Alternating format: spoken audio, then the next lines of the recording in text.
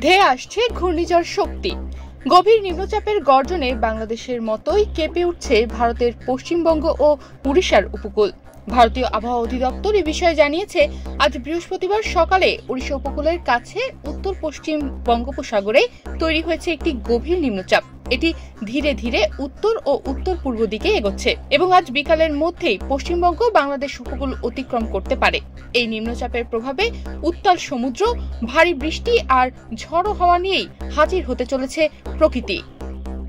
ইতোমধ্যে ভারতের দক্ষিণবঙ্গের প্রায় সব জেলায় জারি করা হয়েছে সতর্কতা। বিশেষ করে দক্ষিণ 24 পরগনা, পূর্ব মেদিনীপুর, হাওড়া, হুগলি, কলকাতা, ঝাড়গ্রাম, 2 মেদিনীপুর, 2 পরগনা, বাঁকুড়া, বর্ধমান, বীরভূম এবং মুর্শিদাবাদে এই মুহূর্তে ভারী বৃষ্টিপাত হচ্ছে।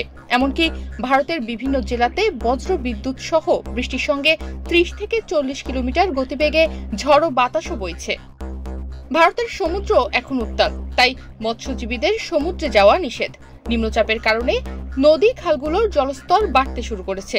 কোনো কোনো জায়গায় জলাবদ্ধতা দেখা দিয়েছে। কলকাতা শহরের নিচু এলাকাগুলোতে সতর্কতা জারি করলেও ভারী বৃষ্টির কারণে ইতিমধ্যেই বন্যা শুরু হয়ে গেছে। ভারতের দুর্যোগ মোকাবেলা আগে থেকে প্রস্তুত করা হলেও মানুষজনের মধ্যে ইতিমধ্যেই দুর্ভোগ দেখা দিয়েছে। ভারতের আবহাওয়া অধিদপ্তর থেকে বলা হয়েছে, আগামীকাল শুক্রবার ভারী থেকে অতি ভারী বৃষ্টির সতর্কতা দক্ষিণবঙ্গের সব জেলাগুলোতেই দেওয়া হয়েছে। প্রবল বৃষ্টি বা অতি ভারী বৃষ্টির সতর্কতা 7 জেলাতে দেওয়া হয়েছে।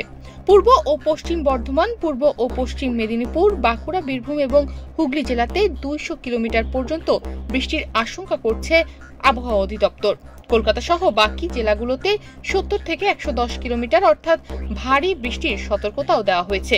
যদিও দিন শেষে এই ভারী বৃষ্টি এবং এই ভারী বৃষ্টির ফলে যে বন্যা সৃষ্টি হয়েছে তার জন্য আতঙ্কিত ভারতের সাধারণ মানুষজন।